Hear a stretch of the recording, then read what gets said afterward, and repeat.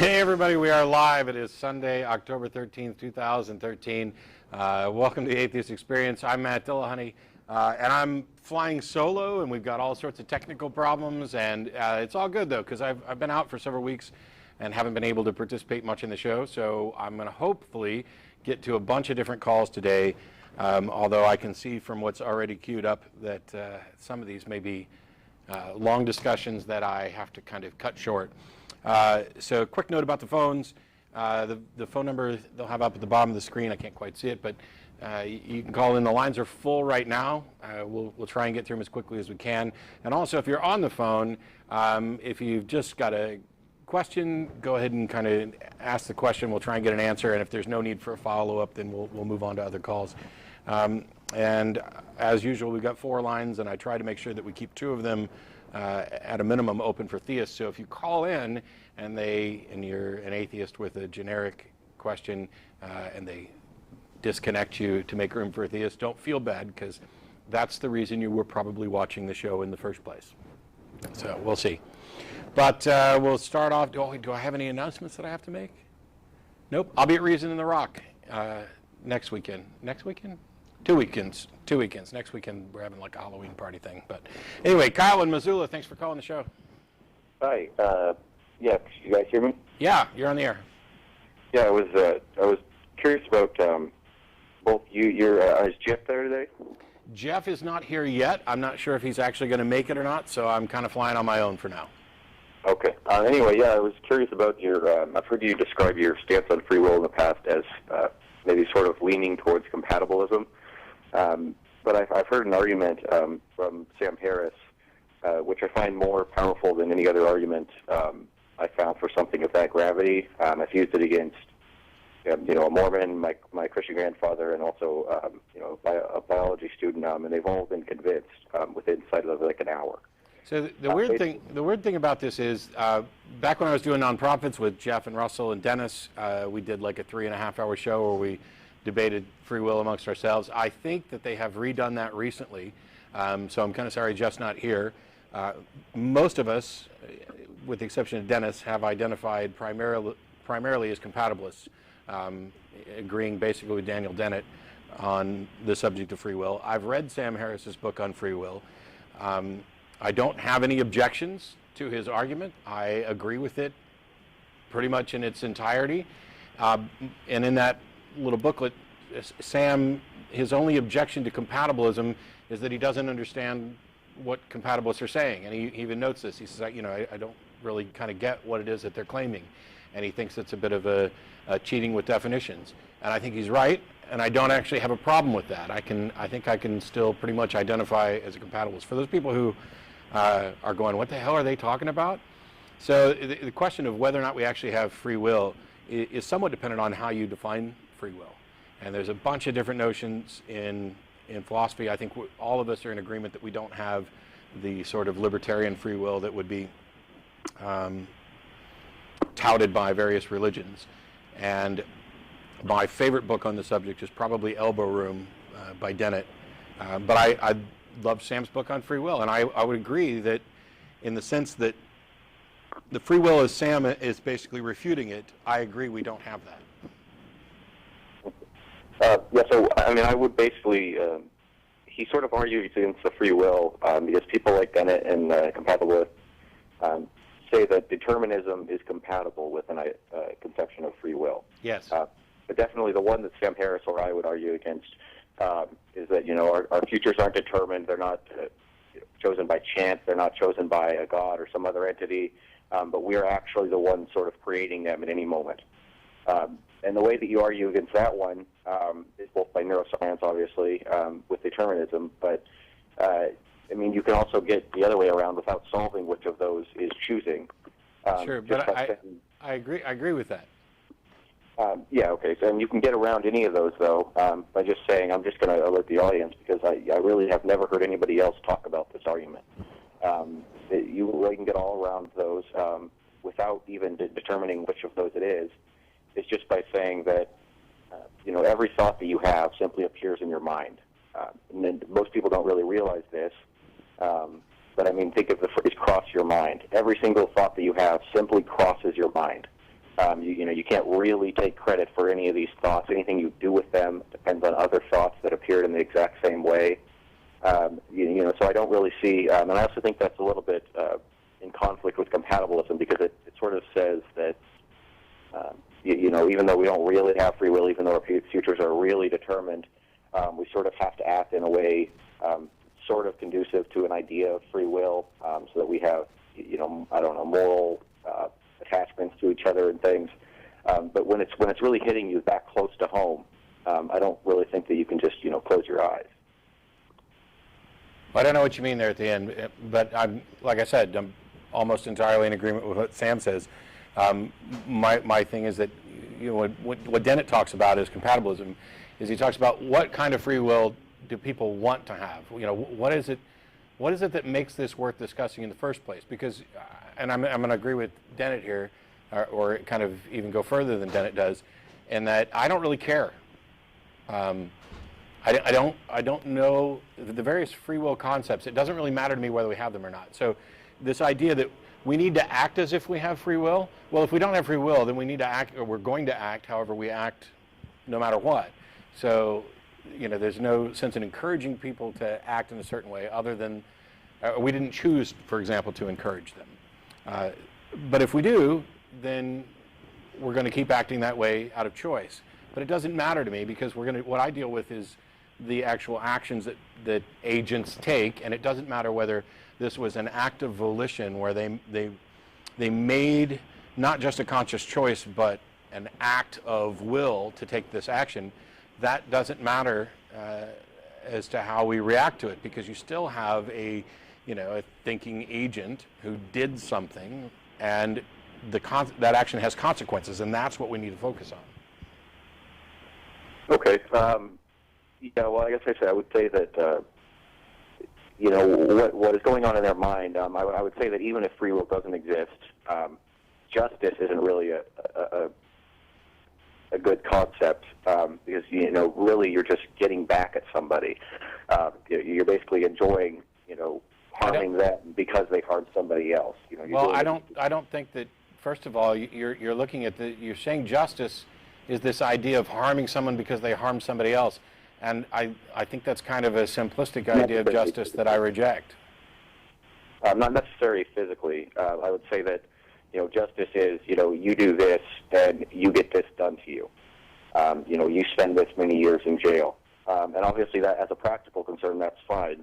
But I think when you think about the fact that each of their thoughts simply appears in their mind, that all of their mental states, and they can see this any moment, all of their mental states simply appear in their mind. Anything they're predisposed to, they can see it in one moment once they realize it. Well, I think part of the problem is the language that I will say we, but at this moment primarily you are using, which is something appears in their mind.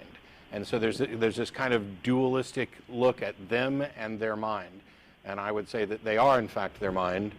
And that's what we're dealing with, is an agent, a mind that produced this action. And we measure our responses based on practicality. It's, it may be a necessity to lock somebody up to prevent them from doing harm to themselves and others. And I'm okay with that. And I'm okay with us doing it even if we didn't make a conscious decision to do it. Because one of the things that we do know is, irrespective of whether we have will or free will, our brains create a complex matrix of beliefs that affect the decisions that we make. And so how we react to things in certain situations will dictate how we're going, or affect how we're going to react in other situations as well. So to the extent that we have the ability to guide our destinies at all, it's in our best interest to make those decisions and encourage in society those decisions that produce the best results, and encourage others to change the way, or change the way other brains make decisions towards better results. Okay, exactly. I would use the phrase "our minds" in exactly the same sense that you just used the phrase "our brains." They are us. It's just grammatically, it's not exactly simple. Yeah, the language is all really sloppy on this. And I apologize, Kyle, but I don't think we're going to disagree much. And I've got some theists on the line and a bunch of stuff to get to before the show's over. So I'm going to let you go, and maybe if Jeff D comes in, or you can drop an email to tv@atheist-community.org and get some thoughts from some others. All right. Thanks. All right. All right. Kevin in Philadelphia, how are you? Hi, how are you? Pretty good. It's nice to talk to you guys. Thanks for the forum. Much appreciated. You're welcome. What do you got for me? I've probably watched about 20, maybe 25 of your episodes over the last 4 or 5 years. I am not a believer in any traditional organized religion whatsoever. Mm-hmm. I was a philosophy major at college, and I just don't think any of those stand up. But I do feel that after years of agnosticism, that the medical research, a lot of the evidence in the area of near-death experience is very, very compelling, and I think... Compelling towards what conclusion? Towards consciousness outside of the brain and an afterlife. Okay, how so?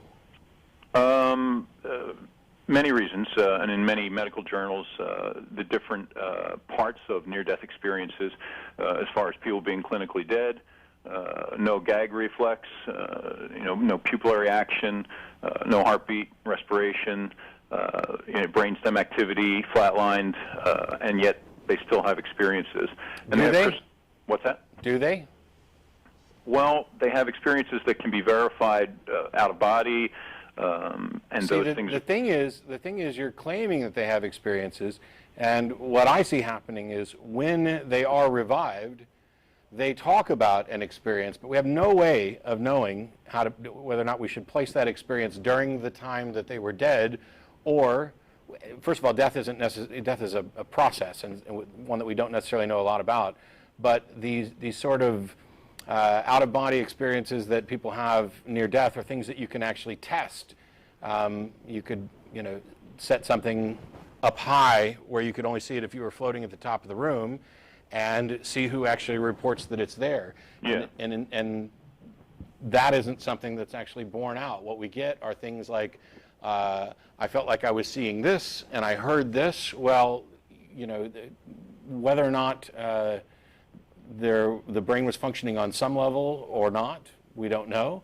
But I find it unrealistic to put much stock in what a damaged and dying brain is reporting, because even if they're experiencing something, we don't know that what they're experiencing is necessarily tied to an out-of-body, soul-like experience, and it doesn't give us information about, an afterlife, because people tend to, by and large, there are exceptions, but people tend to see the religious imagery and the afterlife imagery that they've been told about in their lifetime, quite often the one that is the predominant religion that they already believe in or are surrounded by. Well, actually, if I could make a few points on what you just said. Sure. The out-of-body experiences are verified as far as 97.5% verification of reality of what was occurring at that time. So there are timestamps. Where'd you get that number real quick? Dr. Jeffrey Long, who studied it for over 20 years. Okay. Further, they've noticed things that were happening in real time, not only in a hospital area or in a house where they passed away, or a car, or in the ocean, or at the bottom of a lake, and things that were happening far away from that area at the same time. But they also see relatives, close friends who have passed away, and why would they see that? Why would they see deceased relatives only? Because it's virtually deceased relatives. Why wouldn't they? Now, I don't know how we confirmed that they're seeing something that happened at the bottom of a lake at the same time that they were dying. No. I'm saying at the time that they were, like if someone drowned and they were under a lake for 30 minutes in cold water, things that happened during that 30 minutes or 1 hour that they were definitely in the water, maybe a mile away, they have verified those things. They verified what an ambulance driver and his partner who jumped in the paramedic van had said, the conversation they had. These type of things happen all the time. So I'd have to actually look at the actual cases, and there's many. I know there's many, and I've looked at some of them. I don't know the actual case that you're talking about, but there's any number of ways where memory is incredibly unreliable and can be constructed after the fact, And it's not hard to guess, for example, or presume what some sorts of conversations might have. But at the end of the day, even if everything were verified out and accurate, what we would have is an unexplained occurrence. There's no justification for jumping to actual consciousness outside of a body that is going to persist in an afterlife. I think that the other point that you were making about death is a longer kind of an occurrence. It's not a finite point in time. Actually, clinical death is in fact a finite point in time. And no, what happens? What happens is the cell. No, it's not. Yes. It's just not. I mean, if you go look at what actual medical doctors are saying about death, what we've been saying for years now is that the more we find out about death and the process of dying, the more we discover that it's not necessarily a finite point. Now, obviously, if you've been rotting in the ground for a while, you've been dead. But the fact that the brain stops, everything could be stopped, and you would be dead, and yet still be capable of being revived. Yeah, well, that's what I was just about to say. Death is a finite point in time. As far as clinical death, where there's degradation of the processes in the brain, absolute, positive, 100% degradation. And yes, there are times, 20 minutes later, a certain time later, where what happens is the cells are viable. They are still viable to be possibly resuscitated. However, they are not viable for conscious thought, for memories, etc. After clinical death, that's not possible. So these things are happening with timestamps after that. Sure, and the people that are revived are reporting things later. I see no justification for saying that those were experiences that occurred during the non-viable period, rather than these are, things invented by a brain or piecing together bits and pieces after the fact to construct a story. That is, after all, what our brains tend to do. Yeah, if they were invented by the brain, though, they would be elements of the brains, of our history, of our memory. And as one example of many, many examples, the fact that they see, as I said, deceased relatives. If this was just a product how do you know of the they memory, saw? So you keep saying they saw deceased relatives. Well, they reported. I've had people who weren't dead report that they've seen deceased relatives. That doesn't mean they're actually seeing deceased relatives. Well, the fact that they've seen people that were oftentimes dead before they were born, who, when they described it to family, someone they've never heard of before, accurately I don't buy that. I don't buy that. Because you don't have to be dead to hear stories like this.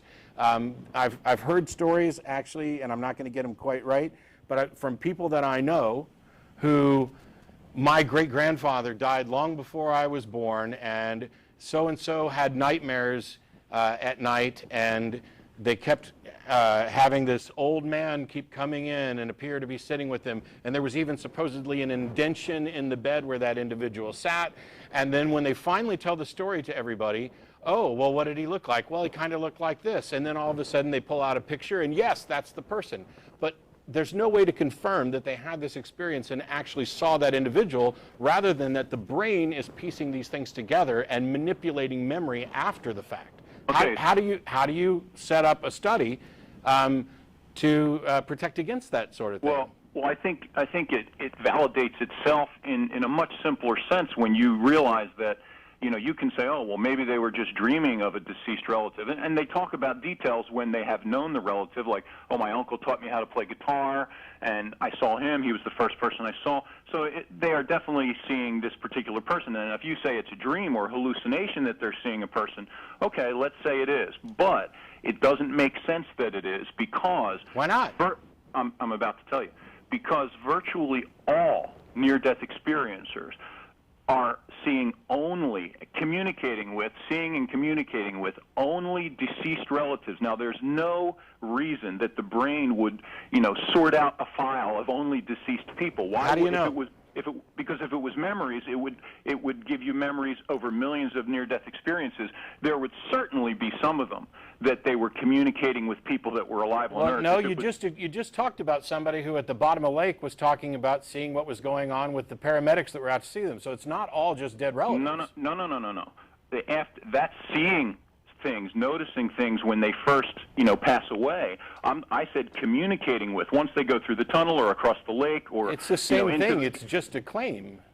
No, I'm saying once they go further into the death, after the body has clinically died, and they go through the tunnel and they leave this earth, they only see deceased relatives. They never see people that are alive. I see no justification for making these claims that they have left this earth or gone through a tunnel. Well, let's say it was a dream. Why are they dreaming this and only seeing deceased relatives? That is an argument from ignorance fallacy. You're saying, let's say it's a dream. You're basically saying, can you come up with a better explanation? And until you do, this one here is justified. And that's a fallacy. That's not the way reason works. Well, no, this is just one of many points of evidence that points towards what I'm saying. It's one of many claims. You have no actual foundation, no epistemologically sound foundation for reaching conclusions. The best that you could say is we have a lot of reports of things, and we don't know what's going on. Well, I'm looking at logic and reasoning. I'm saying, me too. Why would millions of cases, why would they only communicate with deceased I don't know that that's necessarily true, but even if it were, that doesn't tell you the answer. You're asking, why would it be this way? And that's a good question. Why don't we discover why rather than reaching... That's just one piece of the many pieces of evidence in near-death experience. That's only one thing. There's many. There's blind people that have been able to accurately describe things visually, people that were blind since they were a fetus. Now, that's medically inexplicable. Okay, so yes, it's inexplicable. So stop explaining it or claiming that you have an explanation for it. That's the point. If something is inexplicable, we need to go look for an explanation. We do not just say, you know what, this seems to be kind of like there's a soul and an afterlife, so I'm going to go with that until some other explanation comes along. That's just a big old fat fallacy. No. I'm not saying just, oh, well, this is that, and so there's an afterlife. I'm putting many pieces together. It doesn't matter. The plural of anecdote is not data. I think that it's pretty heavy as far as the amount of it. And it doesn't matter. You can go talk to real live people right now who will tell you their alien abduction story. Right. There are lots of them, tons of them, and some of them share lots of details. Do you believe they're actually being abducted by aliens? I would tend to be skeptical about it. I can't say 100% of them are. I'm not asking for 100%. I'm saying, do you believe them? I don't think I would believe all of them. So some of them you might believe? I might believe some. Okay. Why? If the evidence was very strong, I might believe some. Okay, but you're talking about claims. You're not talking about evidence. See, here's this event that occurred, and we need an explanation for this event. And you're providing no evidence for the explanation. You're just providing more and more and more claims that fit another claimed explanation, but you're not providing evidence for that explanation. There's no mechanism for this. And from what we know about how the brain works, everything that makes me me is in my brain, my personality, my preferences, my likes. We know from brain damaged individuals what happens. You can reset personalities, you can reset memories. You've got split brain patients where one of the two personalities is a theist and the other one is an atheist. There are all these things about the brain that demonstrate that there's no good reason to think that there's anything like a soul, and no good reason to think that the consciousness exists absent that brain. Oh, I completely disagree, but what about what you said about having a picture above the ceiling? Sure. That's already been done. It's being done in Sam Pardia, PhD, MD Sam Pardia, the resuscitation expert. He's already been doing that for 3 to 4 years, and the study will be done in 2 years. And what they have done is call me in 2 years. Well, I'm already giving you some of the information that's come out already, and it will complete in 2 years. But already he's let out some information. Because that makes a good study. Yeah, and what they do is that was irony or sarcasm. Sorry. Yeah, I know it was. What they do is they put a computer screen facing the ceiling with photographs, random photographs that are constantly blinking and changing, and it's connected to a computer with timers, digital timers. Okay. So when the person passes away, clinically dead, if they are, successfully resuscitated at a later time, and they mention that, I came out of my body, etc., I floated above the room, the point is in the study, in this one part of a very large study, is to ask them, did you see something? What was it? And if they say, oh, I saw, blue flowers. That's already a flawed methodology. Asking them if they saw something implies that they should have, and so now people are going to be guessing, and some percentage of those are going to get it right. No. Yes. If they start saying that is the very example of a flawed study. You're asking a leading question. It's like asking a little kid, who supposedly has had past lives. Well, did you see anything at all like this, or do you remember anything like this? It's guiding. That's not what I said. What I'm saying is, if the person says they had an experience, and the doctors say, okay, what happened? What did you see? That's not what you said the first time. Well, then I made a mistake. Okay. In any case, I got a bunch of callers waiting. When the results of the study come out, or if you have other results, feel free to email me. I'm not buying it. They have come out, and I'm just telling you that Dr. Parnia said, as far as those parts of it, it looks positive.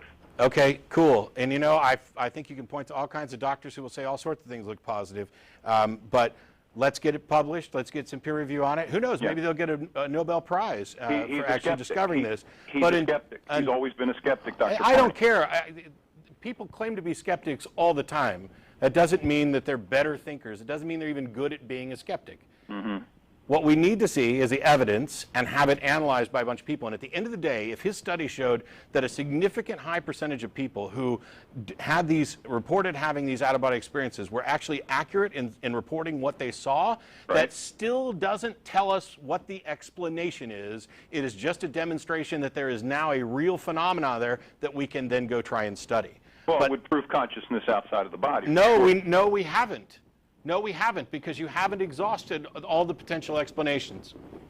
You've not demonstrated consciousness out of the body. Well, at that point, you've demonstrated a phenomena that is worthy of further investigation. To you, what would demonstrate actual, factual proof of consciousness out of the body? I don't know. I mean, can you give one piece that would convince you? I just said I don't know.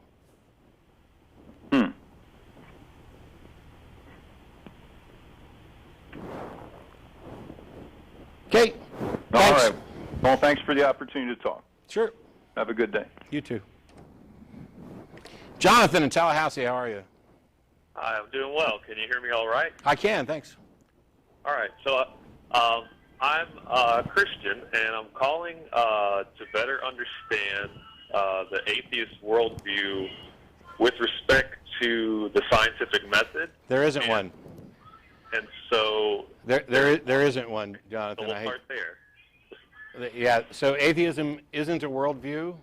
It's a position on a single issue, and that's whether or not a God exists. However, once you get to that point, and you're now a person who's living a life without interference from gods, you then have to begin to put together worldviews that allow you to assess the reality that you experience. And so what you'll find is that there are quite a lot of atheists who share similar views about, science and things like that, but that doesn't necessarily mean that that's the case. For example, Buddhists are primarily atheists, and they have a number, in some of the Buddhist sects, have a number of, supernatural ideas that I reject. And so I'm a skeptic, and that's what drives my atheism. I'm applying skepticism and critical thinking to the God claim. And I apply that to others as well, but skepticism and humanism are far more along the lines of what I would call my worldview than atheism. Atheism is just my take on the God thing. You could be an atheist and not support church-state separation. So in respect to then, I guess I would say a skeptic, would you say that you use the scientific method to determine if there's evidence for a claim, correct? To some extent. I mean, it's not like this is where the language gets kind of muddy, because when you start talking about the scientific method, it may be an oversimplification. Basically, we're using critical thinking and skepticism and evaluating the evidence in the best way possible, which tends to revolve around the tools that are commonly used by science. So science is really just a rational, critical examination of evidence and attempting to build models and hypotheses that explain those. So I guess I really only want to ask the question if, if most atheists take to the scientific, method of determining if something's rational or not. I mean, that's pretty common, correct? That for atheists to look to that method to determine if something is rational or irrational, correct? I would say it's pretty common. I would hope that it'd be a hell of a lot more common than it seems to be. Okay. So I want to bring up a problem that I see with trusting that method for evidence. Is that something we can talk about? Sure, but I don't necessarily want to, pull an end around. But the thing is that science doesn't lead to proofs, to absolute certainty. Science develops tentative positions that are the best current explanations for the evidence. And so it's not so much a pronouncement of truth, it's this particular model and theory is the one that has withstanded the most rigorous examination and is the one that seems to be most consistent with the evidence and the one that actually makes predictions that have been continually borne out and hasn't failed. So in this case, this is where I get kind of interested when you make that statement, because when you look at, for example, the ancient texts, the Holy Bible, the New Testament books, can you not say that they withstanded the test of time, and that today people look to those for some sort of rationalization about their world? Do you think that looking to the ancient text is maybe not as important for some reason, and could you give that reason as looking to a scientific method? Okay, so those ancient religious texts have definitely stood the test of time in the sense that they still exist and that people still, as you pointed out, go to or look to them for rationalizations, which was actually your word. I don't even know that it's all rationalizations. I can say that these books have been around. They have been valuable to people for whatever reason, but they are not a reliable pathway. So, like, for example, let's say that the Bible gave us some piece of information that we didn't have at the time. And it turned out to be, I'm reluctant to use the word true, but reliable and good and accurate. It doesn't matter at all. It wasn't reliable until we verified its reliability using the critical examination of evidence. So it didn't really inform us of anything. But what you could do is you could look at it and say, okay, how many things did it get right? How many things did it get wrong? But you can't, let's say it got 99 things right. Does that mean that the next thing that you read in there is actually right too? Well, no, I mean, that it wouldn't necessarily be true, even if it was all written by a single individual, which it wasn't. So I don't see any reason to go to an old book for answers. Go ahead. I think what I wanted to ask, in relation to the statements you just made, is that, if we look at scientific discoveries in the next 100 years, for example, you could take the Higgs boson particle. Do you know much of what they're doing with the particle accelerator and whatnot? I don't want to talk about something that maybe you don't know about, or I know enough to know that they got a Nobel Prize, and I don't know what when you say what they're doing with it, I don't know that they're actually doing anything with it at the moment. Well, they're trying to compare what they found to an actual scientific model so that it kind of makes sense to them. And the thing I wanted to bring up based on that is that I see that scientific discovery continues to change, and of course, a new discovery replaces an old one. And over the years, it's just not necessarily replace. Sometimes it's just amends or improves our understanding. It's not like we necessarily toss out everything. Yeah, I can agree there. It amends, and sometimes it can change quite a bit. And so, over the years, as it continues to change, is it not the same as, taking into account the ancient texts and how today? No, because the ancient texts don't change. That's the difference. Religion is static, and science is dynamic.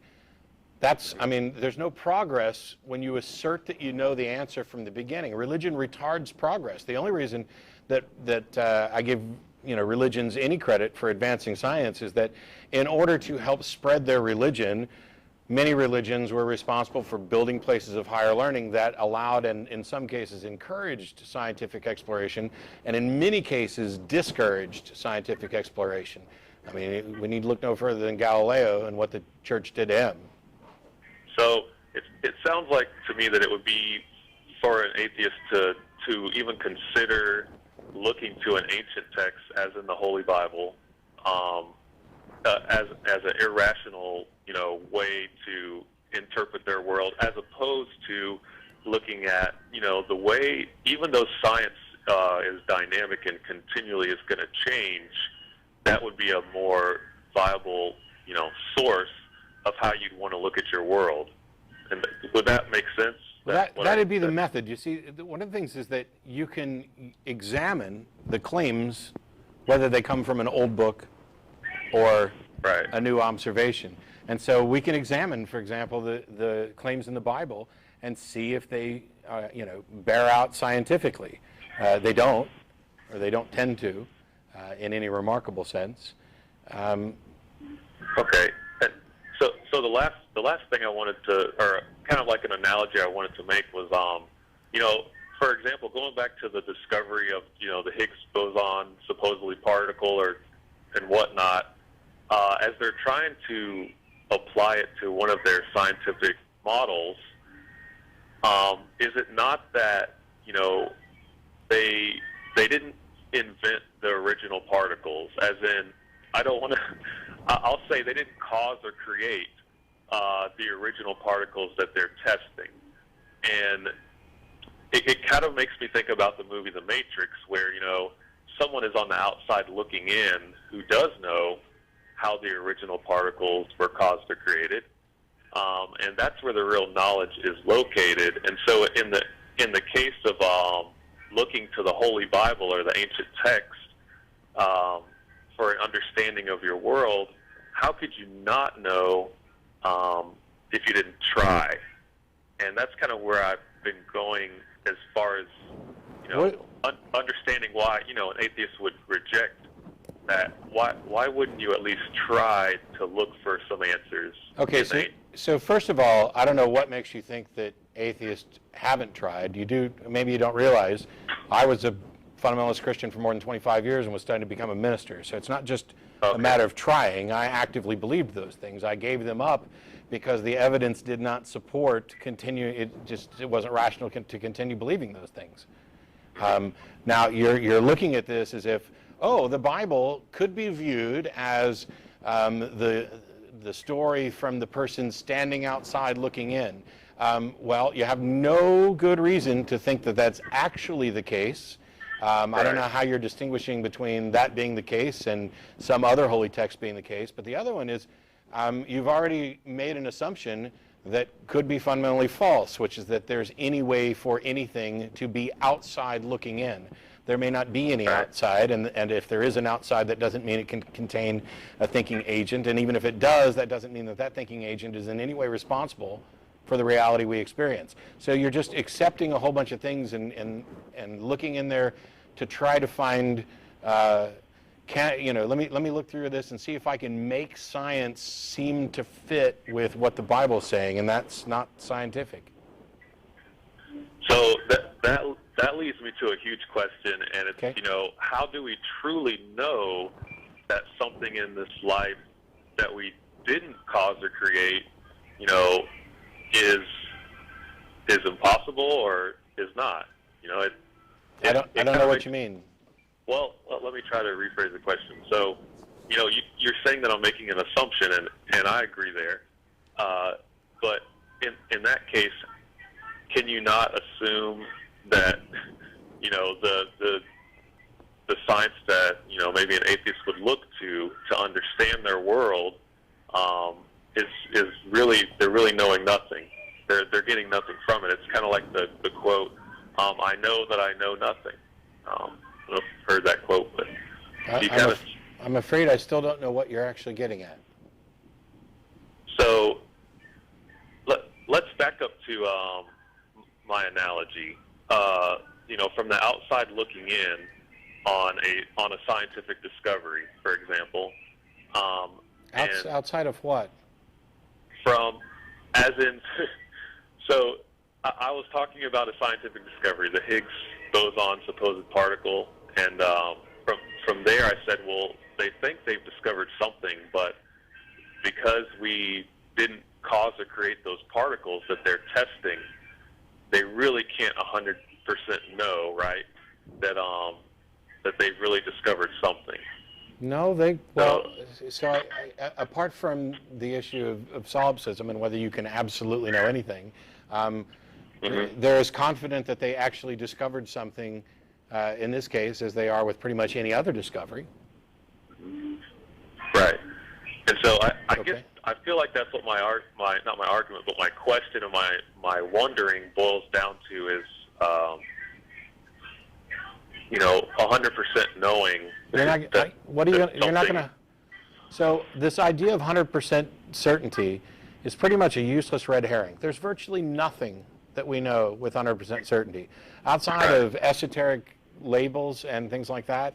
Logical absolutes. There's nothing that you're going to get 100% certainty about this. This is the problem of hard solipsism. You can't prove that you're not in the matrix. You can't prove you're not a brain in a vat.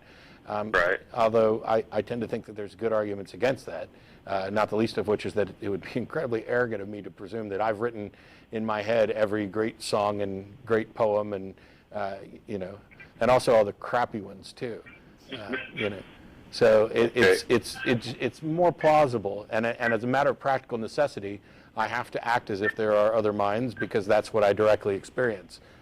Mm-hmm. So I don't know what the problem is with this absolute certainty because, first of all, atheism isn't necessarily the claim that there are no gods, and it's certainly not, even to the extent that it is, for some, it's not the claim that we're absolutely certain that there are no gods. It's about which beliefs are justified. And what I think you were talking about a minute ago was, you acknowledge that you're making an assumption and you don't see what the problem is with that.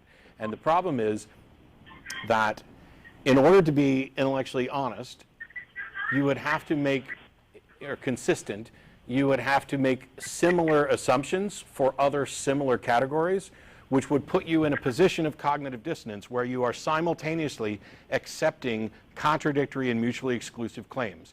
If you have no good justification, for example, for believing that the God of the Bible exists, then if you're going to be intellectually consistent, you have to apply that justification, and I put that in scare quotes, to every other God that comes along, which means you would need to believe all of them too. And if you're only going to believe one as opposed to the others, now you're engaged in a big old fallacy of special pleading. And so the intellectually honest thing is to reject all of those and say, I do not believe any of these until one of them meets good standards of evidence. And belief should be reserved until that happens.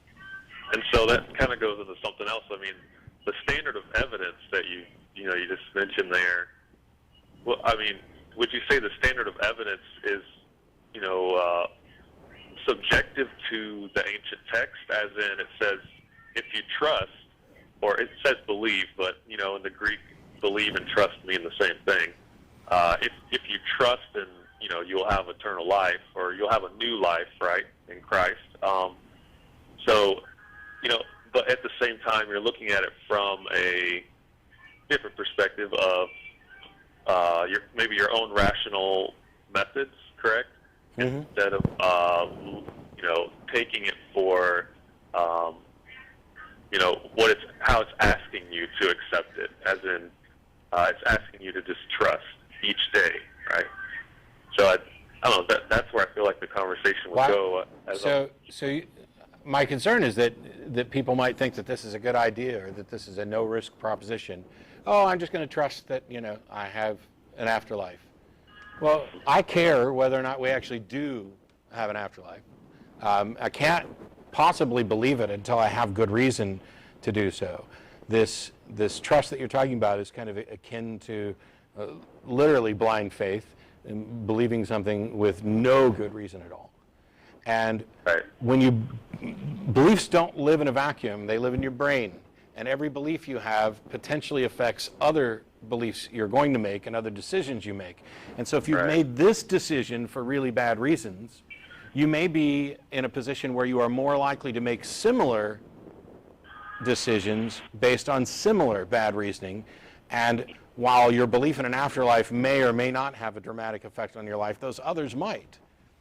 So, but my thing is, even if I were to really want to, or somehow try to convince myself to trust that this is the case, there's enough stuff that is just absolutely wrong with the Bible that it's not like, oh, there's a whole bunch of claims here and I don't know whether to believe them.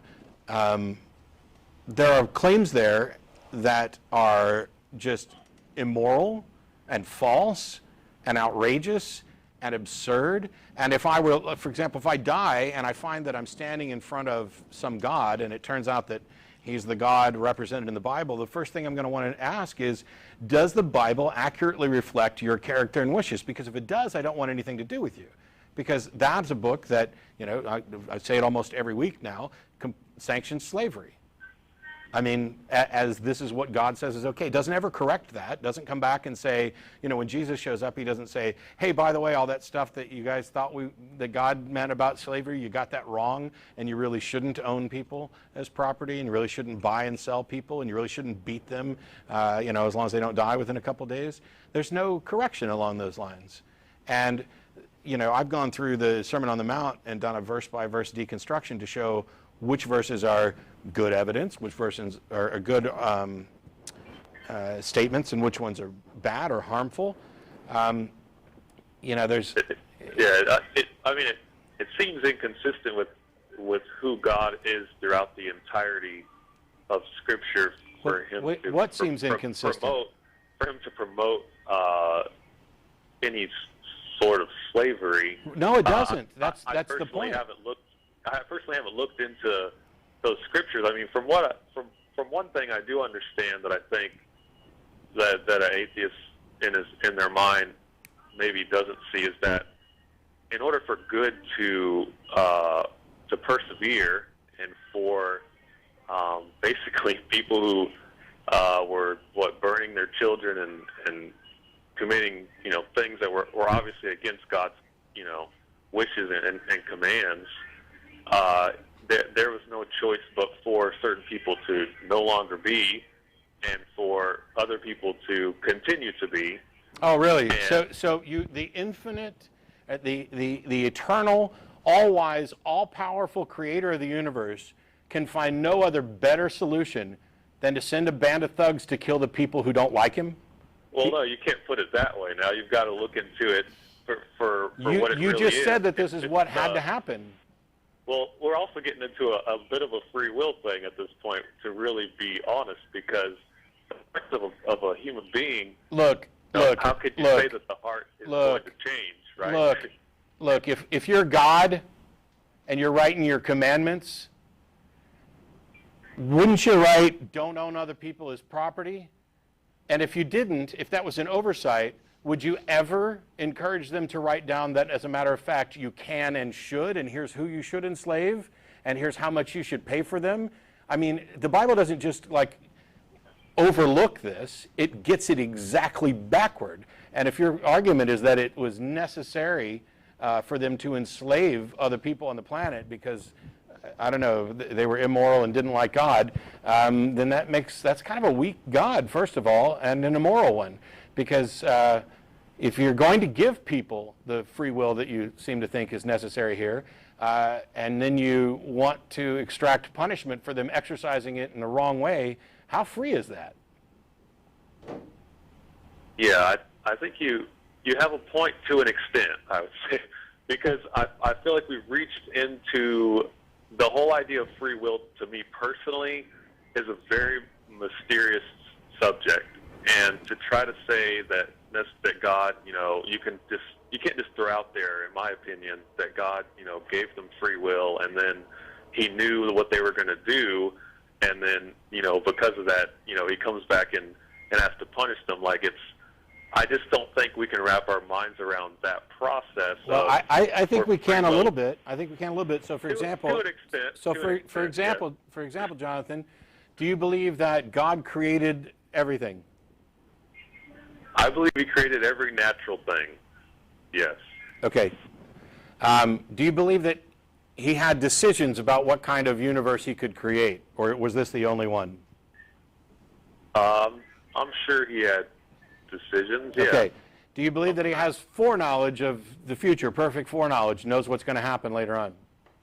Yes, I'd say yes. Okay, then under that model, those three things, you cannot also claim that we have free will, because that specific set of three items, a deity who created the universe, knowing what would happen, and having choices of other universes to potentially create, that means that God necessarily created this universe and specifically chose the universe in which this set of decisions would be made. He specifically chose the universe in which I would end up as an atheist, or at least be an atheist at my current age. Who knows where I'll end up? And every single decision. There's no free will in that model. Yeah, as I said, I don't feel like I have a definition for free will. I do believe that.